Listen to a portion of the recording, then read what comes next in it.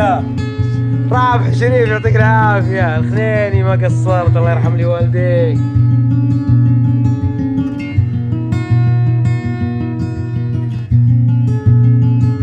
الدخان شوفوا كيف الحين صار مرة قوي. Where are you heading? New York. New York? Yeah. Well, you can go up through Kalispell.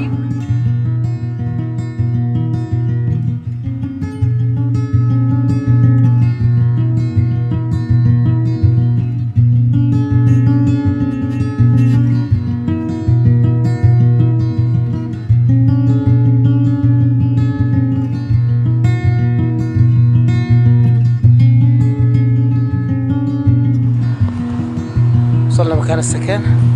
هنا راح ان شاء الله نقعد الليلة وبكرة، نريح منها رجلي، نريح شوي على الأقل بتروش. ودخلنا الشقة عند عزوز. طبعا عزوز زي ما قلت ولد خالي، وهنا يدرس في الديرة هذه اللي ضيعت اسمها تشيني. والجميل في الموضوع انه على طريقي وانا جاي وناسه، ومنها اني اشوفه لاني من زمان ما شفته. كم لي ما شفته؟ 3-4 سنوات تقريبا. زمان يعني اتكلم من زمان ما شفته. وسبب انه لما يصادف جاي السعوديه اصير انا طالع له سالفه. فالحمد لله انه شوف كيف نتقابل هنا في امريكا وناسه. راكب الباص انا وعزوز. احنا في مدينه اسمها تشيني، ونطلع المدينه اسمها سبوكين. تبعد تقريبا 25 دقيقة بالباص. عموما أنا الحين أخذناها الكاميرا، نتعلم عليها، نصدم فيها، تضبط إن شاء الله. So thank you. You're welcome. Yeah. I just saw him cycling to New York. Yeah. New York. That's crazy. Yeah. Yeah. طبعا اليوم أنا قاعد شغال على الفيلم إنتاجه وكذا، فخلاص ما عاد بقى له تقريبا 5 دقائق ويتم بعد ما راجعت وتم الانتاج وكل حاجه، بس تسوي له تخزين على الجهاز، بعدها ارفع على اليوتيوب باذن الله. هناك قاعد اليوم شغال على كاميرا سبارك، البارح فتحناها وقاعدين نحس فيها وصارت سالفه كذا، بعدين ضاق صدري ورحت نمت، بعدين رجعت الصباح صارت الامور كلها تمام، بديت امنتج وكذا كلش تمام. من الصباح وانا جالس هنا مونتاج وقلب وجع راس. طبعا جوكس الغداء، عزوز يعطيه العافيه مضبط الغداء، لحم، سلطه، مرقه بطاطس، رز، شو مرتب يعطيك العافية ابو سعود ما قصرت. جينا هنا عشان بنطير طيارة، نجرب اول اقلاع لها. شغلنا الريموت، الحين نشغل الطيارة.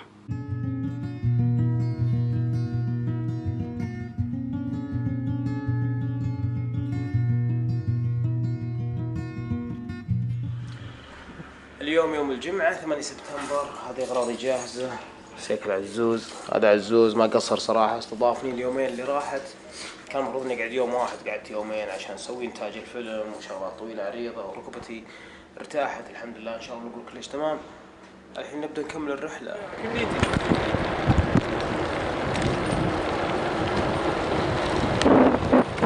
ما قصر ابو سعود، مشى معي مسافة تجي لها تقريبا حدود 10 كيلو. الحين بيطلع هو على الطريق ويرجع المكان السكن حقه. طبعا دراجة جبلية. يعطيك العافية.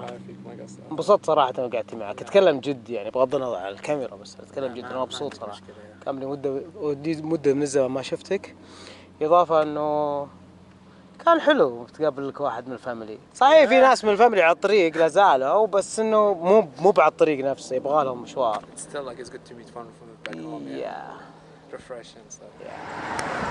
بعد ما عديت المدينة اللي ودعت فيها عزوز تشيني، وصلت مدينة ثانية سبوكن وتعديتها، قطعت مسافة أكثر من 55 كيلو. وقفت هنا تحت الشجرة هذه، مكان البارد، أريح شوية، مدد رجليني. الطريق كان مرة حلو سالك، عشان كذا قلت خليني أوقف أريح نتغدى. هذا غداي عشان البارح أنا وعزوز بقى منه واجد، أخذت معي قلت أتغدى لأني ما فطرت. الممتع وشو إنه خلصنا أول ولاية لنا في أمريكا، ولاية واشنطن خليها ورانا، ولاية ايداهو قدامنا، المسافة اللي قطعناها الحين بالضبط 594 كيلو من انطلقنا من ولاية واشنطن سياتل. فالحين بنبدأ شيء جديد ومرحلة جديدة في ايداهو، وهذه اللوحة اللي تبين لنا واشنطن وايداهو، هذا الخط الفاصل بينهم بالشكل هذا بين ولايتين. يعني أنا الحين واقف بين ولايتين. جيت المكان هذا الحين راح أخيم فيه، أحط خيمتي هنا إن شاء الله. هذا مكان تخييم جيته قبل شوية، المشكلة ما قدرت أوثق اللحظات هذه، والسبب إنه الطريق مرة صعب، ولما أخذت المكان هذا قالوا لي الحق بسرعة لأن المكان يبعد تقريبا 3 أميال، فحاولت ألحق قبل الظلام. فكويس إني جيت عشان كذا ما قدرت أوثق اللحظة، لكن الحمد لله هذا المكان. الحين نزل خيمتي ونحطها هنا، هذيك دورات المياه إذا ماني بغلطان. نروح نغسل، أروح أغسل أول بعدين أركب خيمتي. يمشينا شكلي بسويها. في ناس جنبي هنا قاعد يشوون ريحة شويهم طيب ما شاء الله. شكلي بروح بس أغسل أول وأرجع هنا مرة واحدة، أركب الخيمة ونصلي على الله خير وننام.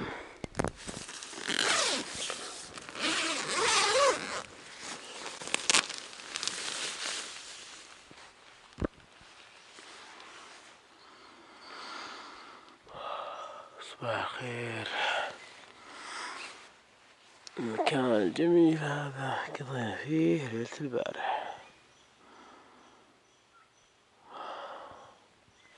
بسم الله وطلقنا. الحين راح نواصل مع الطريق هذا اللي هو اسمه 54 لحد ما يجينا طريق 95. بعدها نبدأ نخترق الجبال يمين، وبعدها راح يجينا طريق 200. 200 هذا هو اللي راح نواصل عليه الين ان شاء الله نطلع من جبال ايداهو، واحتمال نطلع من ايداهو كلها بعد ما نمسك خط 200.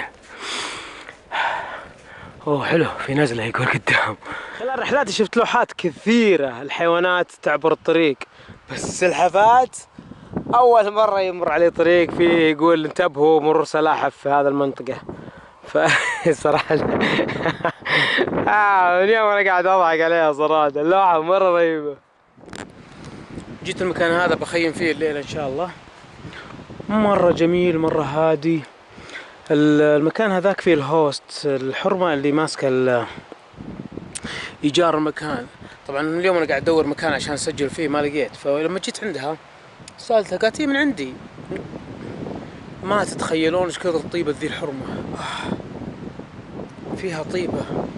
لما عرفت وانا جاي وانا رايح رحلتي تعرف اللي ما وقفت تقول كلام طيب لي، ما وقفت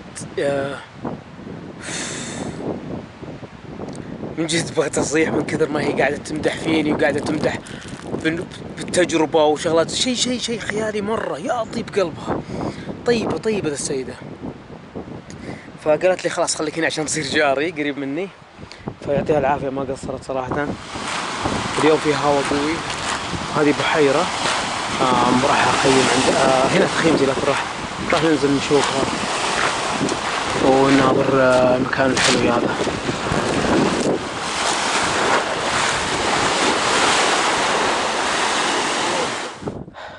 السماء صافية، يعني من بداية رحلتي من سياتل هذا أول يوم يمر علينا السماء صافية، السحاب تشوفه كل شيء تشوفه. بسبب الدخان الحرائق اللي صايرة في أمريكا وفي كندا، بسبب الهواء القوي قاعد يجيبها يوصلها أماكن بعيدة. فبسبب الدخان حتى الشمس والقمر بدون مبالغة لونهم أحمر زي الجاكيت أحمر. فاليوم هو أول يوم الجو يكون صافي فيه. كنت في بقالة قبل شوي وقاعدين يقولون ها شفت الجو كيف صافي، قلت والله صافي فعلا. السحب تشوفها، الشجر تشوفها على القمة تشوفها. اليوم الماضية كان أقدر أتنفس عادي، لكن قبلها ما كنت أقدر أتنفس، لازم ألبس ماسك. لكن الحمد لله صفى الجو الحين وإحنا في طريقنا للجبال اللي قدام. يا رب تكون رحلة ممتعة بدون دخان. كذا نكون خلصنا ولايتين في أمريكا.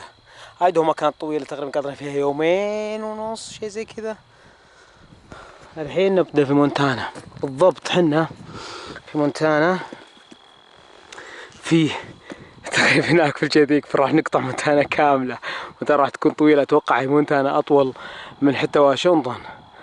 بس واو، ثالث ولاية في أمريكا، إبداع إبداع. صفر عليه العداد للمرة الثانية أصفار، ما أدري ليش، ماني فاهم ليش سوى هذه الحركة. المرة الأولى صفر على 353، أكثر من 353، بس هذا اللي يتذكر رقم 353. والمرة هذه صفر على 400، لا يلا على 422. لما وقفنا عند لوحة مونتانا، يعني الحين راح نبدأ كيلوات جديدة في مونتانا. معناته العداد هذا راح أغيره في أول مكان أوقف فيه في محل دراجات، على طول بمسك هذا وانطلق نحسب المسافات. بحاول قدر المستطاع لما نكمل 1000 كيلو، حتى ما راح أغير هذا لين نكمل 1000، يعني باقي لي تقريبا حدود 250 كيلو. فخلال 250 كيلو هذا لقينا عداد على أساس نبدأ من جديد، نعرف إن قطعنا 1000 قبل ونحسب مسافات الثانية بعدها. من جد قهرني ليه؟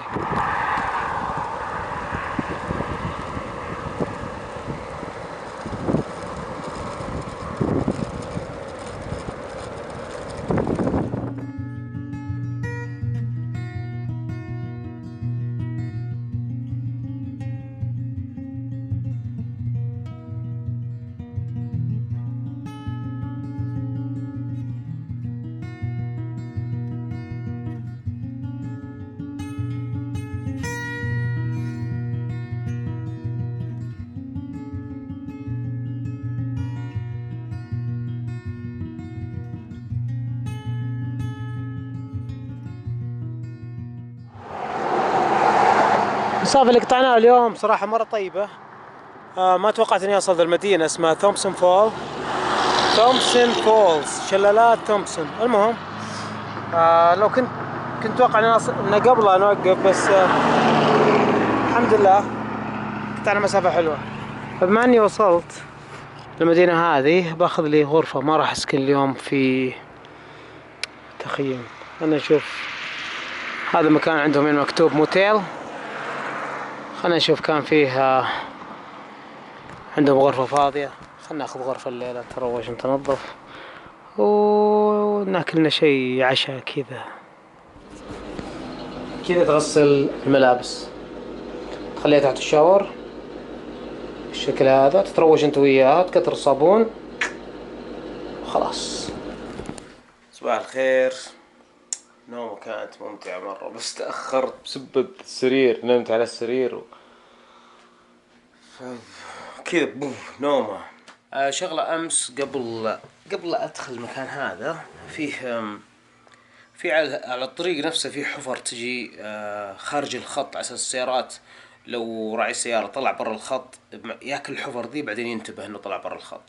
الحفر هذه أنا كنت مشغول بالجوال أو ضربتها بشكل متكرر، فاللي صار إنه هذا الرفرف نزل شوي وصار يحك في فرامل الديسك على خفيف هنا.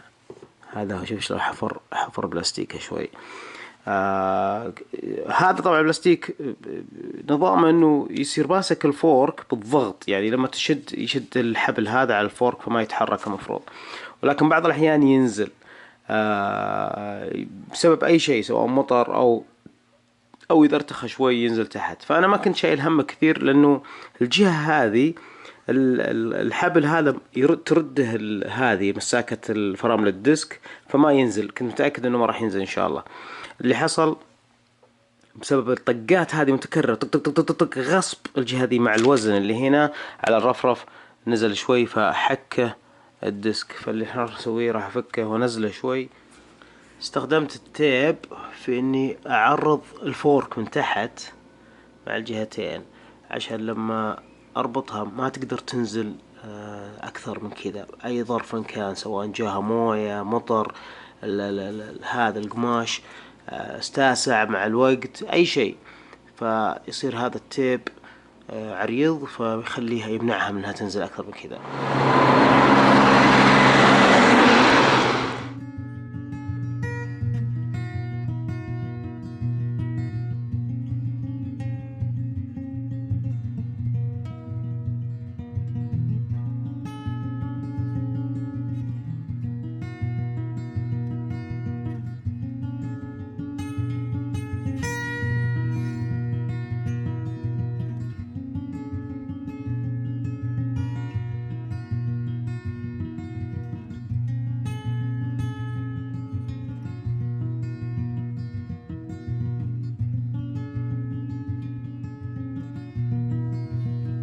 الدخان شوفوا كيف الحين صار مرة قوي، ف ما اقدر امشي. السيارات كلهم يجون لمي يقولون لي يا عمر ما تقدر ترى تروح.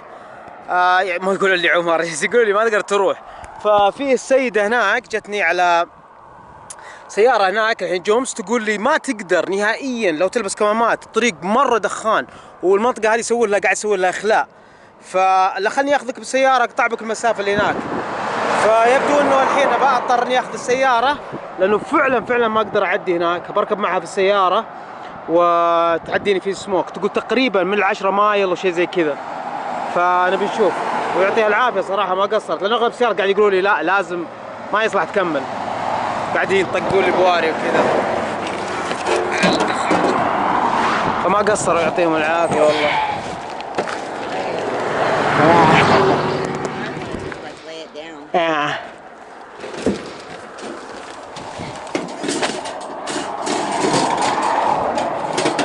Yeah, put those up here, Linda. They'll be fine up here.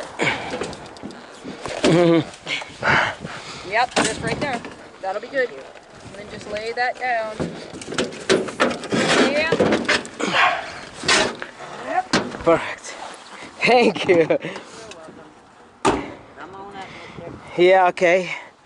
خليت الدراجة هنا حطيتها، ما قصروا مرة طيبين، قالوا ما يصلح لا يمكن. فعلا شوف السموك اصلا حتى الريحة ما عاد اقدر اشم زين، اقصد ما عاد اقدر اتنفس. قلت بركب صندوق، قالوا لا لازم تجي معنا. Hydrate yourself. Okay, thank you so much. Yeah, these are huge fires that are going on.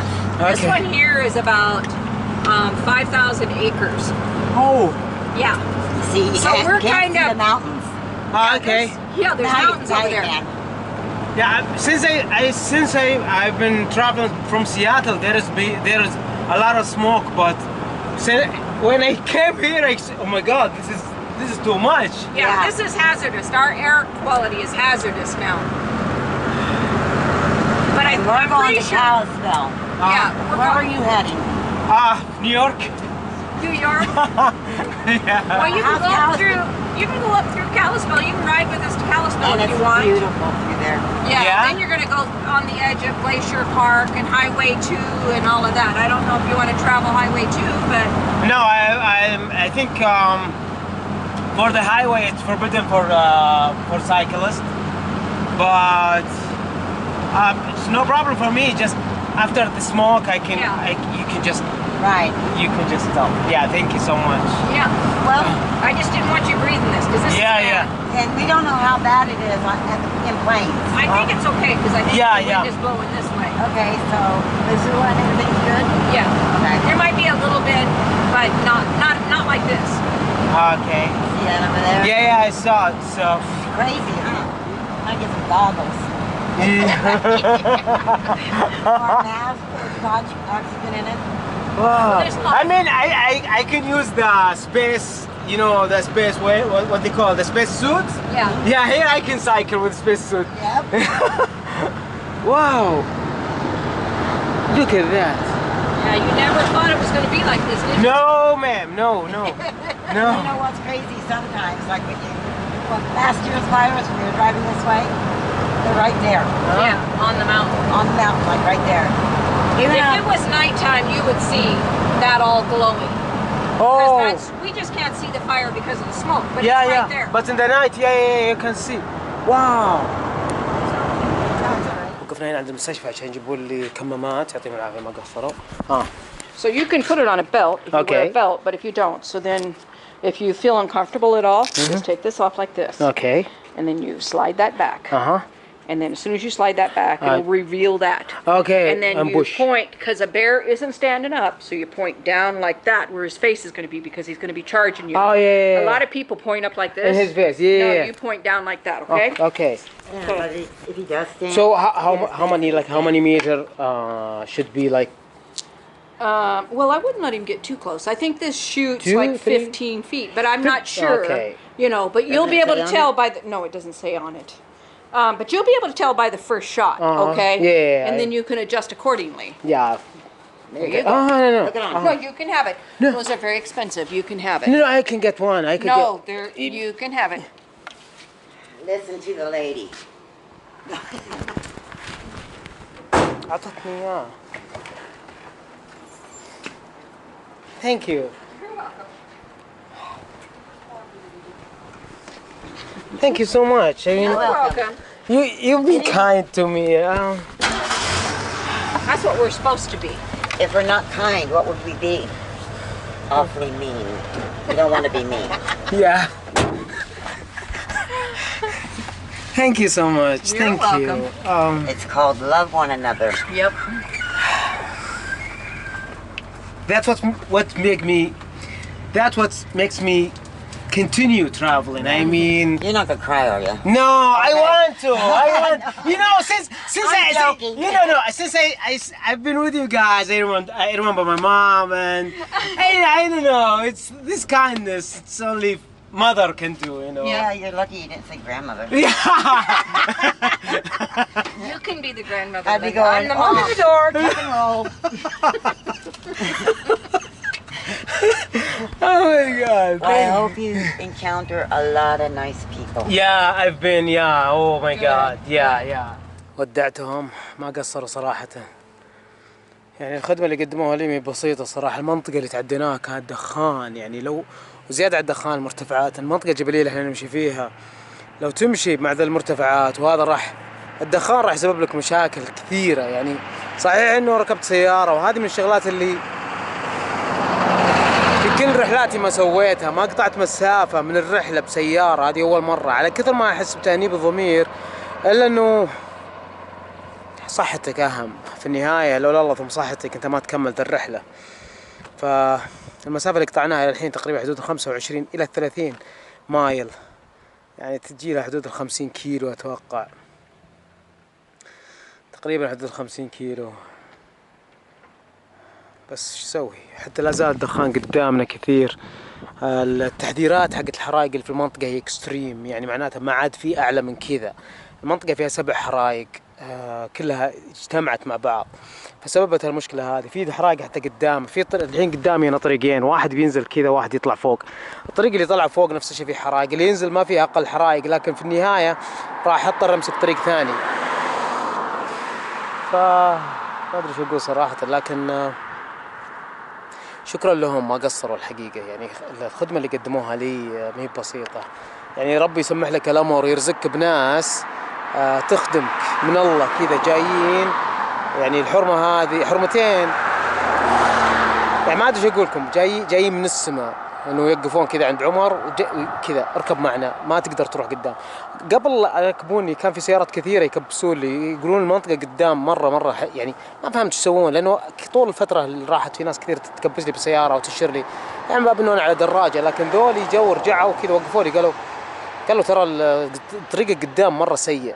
هم شافوني وأنا رايح بدي يرجعوا لي وكلموني، ودوروا خذوني معهم بالسيارة وقطعنا المسافة هذه كلها. صراحة ما قصروا يعطيهم العافية، وجلسنا أكلنا لنا كذا شغلة، وعطوني زيادة على هذا البخاخ حق في حال لو هجم عليك بيرز أو أوادم، أي أحد يهجم عليك أنت ما معك سلاح تستخدم البخاخ هذا.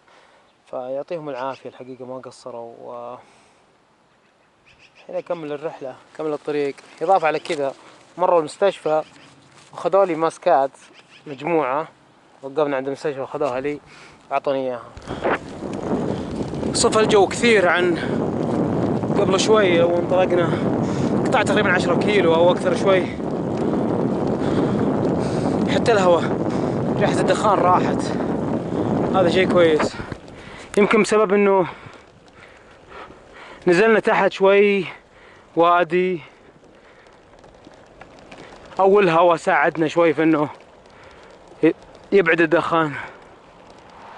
ذا المكان من جد جميل جدا. أهل المكان والهدوء اللي فيه، صحيح إن الطريق الهاي واي هناك، بس النهر اللي وراك والشجر إبداع من جد. هذه خيمتي خلاص ركبتها، ودراجتي دنياي، وراح نخيم هنا إن شاء الله. الناس اللي فيه مرة هادين وقليلين، كلهم طبعا ارفي، لأن الوحيد اللي معي خيمة. أول ما جيت عندهم هنا قلت لهم معي سيكل، قالت لي من مشكلة وبسوي لك تخفيض. قلت ها يعطيك العافية. يوم قاعد تعلمها عن رحلتي واني من وين منطلق وكذا، قال خلاص اجي بعطيك اياها ب $12 الليله هنا. قلت تمام يعطيك العافيه ما قصرت، توقعتها تقول ببلاش بس اوكي $12 زينه، يعطيهم العافيه والله. الحين نرتب الاغراض، الليله شكلها بتصير ليله بارده لانه الان قاعد احس ببراد، فكيف عاد الليل؟ خصوصا انه امس كان برد، اليوم برد، شكله الجو بدا يتغير. ف يا ماشي.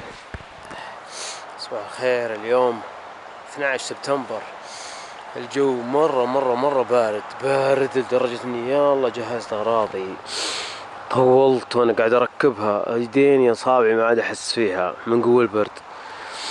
ما ادري هل هو بسبب انه المكان هذا كان مرشوش بمويه البارح بالليل، او بسبب انه نهر جنبي، او اني في غابة، او ما ادري، بس هذا ابرد يوم يمر علي من دخلت امريكا او بدأت رحلتي هنا. فالله يعين. البارح فراشي ما سوى شيء ابد، طبعا فراشي صيفي وانا متوقع انه على الاقل يعني الى نهاية سبتمبر الجو بيكون تمام، فقلت يعني بعد كذا اخذ لي فراش ادفى او كذا، لكن امس ما سوى شيء، فما ندري شو يصير الايام الجاية، لكنها برد. الدخان هنا صار مرة قوي. امس بالليل او خلينا نقول امس المغرب كان اصفى من هنا بكثير، اصفى من كذا قصدي، لكن الجبال هذه من وراها في حريقة، فالدخان اليوم نزل على الجهة، ريحة مرة مزعجة، وانا لابس ذا احس انه داخل في حلقي بعد. وصلنا مدينة مزولا، المدينة هذه بنقعد فيها الليلة. طبعا بنقعد عند واحد ما اعرف الحقيقة، تعرفت عليه عن طريق سناب، قال لي انا ساكن هنا ونبيك تجينا وتسير علينا. قلت اوكي عندكم مكان للنوم؟ ابجي بشركم، لقينا بيت الرجال هنا هذا عند السيكل بعد. السلام عليكم. يعطيك العافية. ترى قاعد اتكلم تقول ترى والله مدري هو سعودي وهو سعودي. اشوفك بالسناب، رحله والله طويله يا ولد. السلام عليكم. يعطيكم العافية. هلا والله. عساك طيب. معليش ترى كل عارق ولا مقال يعني. شو اخباركم؟ تفضل يا ولد. طيبين؟ شو اموركم؟ هلا وغلا حياكم. شلونك؟ الله يبارك. تسلم الله يسلمك ويبارك بعمرك. هلا وغلا. عندك خنين. ونعم والله. حياكم الله. شو الاخبار؟ عساكم طيبين؟ هذا الشباب صاروا سعوديين، انا قاعد اقول ما ادري من هو، واحد قال لي كذا الشريف ما ادري وش تعال، قلت قدام بس في مكان بس ما فيه بجي. يعطيكم العافيه. حياكم الله. قهوه عربيه من الشريف يعطي العافيه، خنيني ما قصر، اسناني يعطي العافيه، البطين كلهم يعطيهم العافيه صراحه. شكرا على استضافتي يا شباب، يعطيكم العافيه. يعني ما تخيلون صراحه ايش كثر انا سعيد بشوفكم، والواحد يتكلم من دون تعبيط اللسان والامور زينه يلا لك الحمد. صباح الخير. اليوم انا والشريف يعطيه العافيه طبعا قمنا من النوم، والشباب عندهم كلاسات وكذا، الرجال خلص الكلاس حقه وجاء لم ياخذني على الفطور، جايين نفطر هنا في المكان الجميل هذا، يعطيه العافيه صراحه. اليوم عندنا شغلات كثير نسويها مع الشباب، ما ادري ليش، ما ادري ايش قصدي، فبنشوف. كنت بمشي اليوم برحلتي، لكن قالوا الشباب اقعد ونبي نروح مكان كذا وتشوف بيعجب، ف نقعد عندهم اليوم، ما يشبع منهم الحقيقه، واتكلم جد. وشكرا صراحه. طبعا شريف هو اللي دعاني وانا في الرحله خلال الايام الماضيه كذا، ارسل لي كذا قال تعال عندنا وكذا، فيعطيك العافيه. شكرا. حق طلعت بر. شو اسم المحل؟ هوبورت. المحل هذا فيه كل شيء. طبعا زي ما انتم عارفين الفراش اللي معي اللي بالدراجه هذا حق الصيف. توقعت اني على الاقل بقطع نص الرحله في الصيف، يعني مو بذاك البرد. بعدين تواجه المشكله انه جاء برد اليومين هذه، اساس كذا بشوف لي فراش يتحمل البراد الجاي. انا فكرت اني راح اشتري الفراش، عارف اني بشتريه بس مو الان، يعني على الاقل بعد 3 4 5 اسابيع، 4 اسابيع على الاقل. طبعا طالعين بالسياره الحين، مشوار رايحين للحين. رايحين بايسون رينج. رايحين بايسون رينج. بايسون رينج يعني مكان فيه الثيران الأمريكية، حظيرة حق الثيران، نبي نروح نشوفها. جواميس. الجواميس.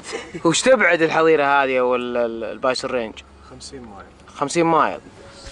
50 مايل يعني تقريبا حدود 70 كيلو شيء تقريبا، حدود 70 كيلو. فالحين طالعين، هنا عندنا سواقنا خير يعطي العافية، وهنا القائد اللي قاعد يعطينا توجيهات، وهنا شقرة. انا اعقب على القائد. ايه معقب شقرة، معقب شقرة، معقب القائد من شقرة. واحدة من الأشياء الغريبة وأنا جاي مع الطريق هذا، لأنه إحنا رجعنا شوي، لو أنا جاي مع الطريق قريت في الماب إنه في راح يواجهني مكان اسمه 1000 بوذا. 1000 بوذا، 1000 بوذا، 1000 بوذا في أمريكا ما تجي. مونتانا.